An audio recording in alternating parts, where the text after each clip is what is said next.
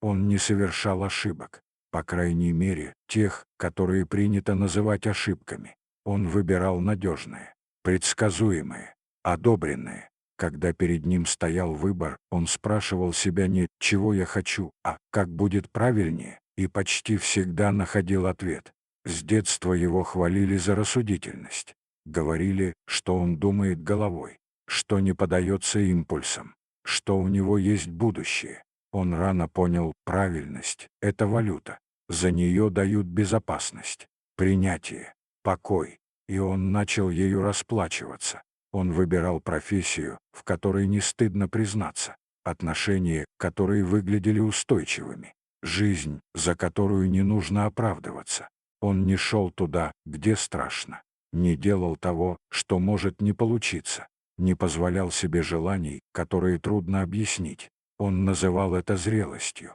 Со стороны его жизнь выглядела цельной, логичной, собранной. В ней не было резких поворотов, ни провалов, ни безумств. И именно поэтому в ней становилось все меньше жизни. Он заметил это не сразу.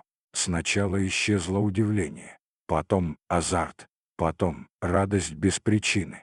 Осталось спокойствие, ровное, правильное. Но за этим спокойствием пряталось что-то еще. Едва уловимое чувство, будто он все время идет рядом со своей настоящей жизнью, но не в ней. Иногда, поздно вечером, когда день уже нельзя было исправить, он ловил себя на странной мысли: «А если бы я тогда выбрал иначе?» Эта мысль пугала. Он тут же отталкивал ее, как нечто инфантильное и опасное. Ведь сожалеть — значит сомневаться. А сомневаться — значит признать, что не все было так правильно. Он избегал ошибок, но вместе с ними избегал и риска, а вместе с риском — и себя. Постепенно он перестал чувствовать, где его выбор, а где просто привычка быть удобным для мира. Самое странное, его никто не заставлял. Ни родители, ни общество, ни обстоятельства. Этот строгий голос жил внутри него. Голос, который говорил: «Так будет разумнее, так делают взрослые, не стоит». И он слушал. Однажды он понял, он боится не ошибок. Он боится оказаться живым без оправдания.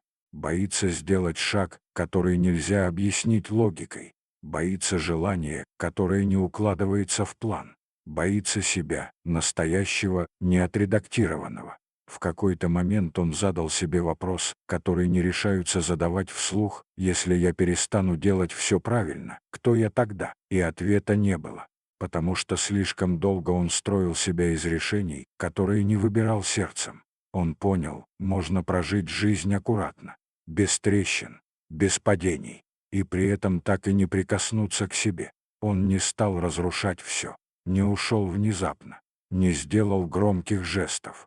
Он просто впервые позволил себе маленькое неправильное решение. Не ради бунта, а ради честности.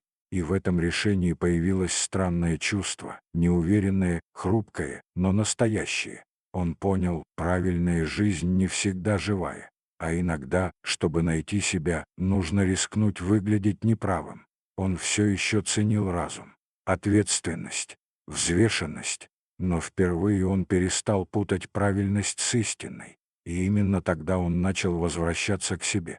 Медленно, осторожно, но по-настоящему.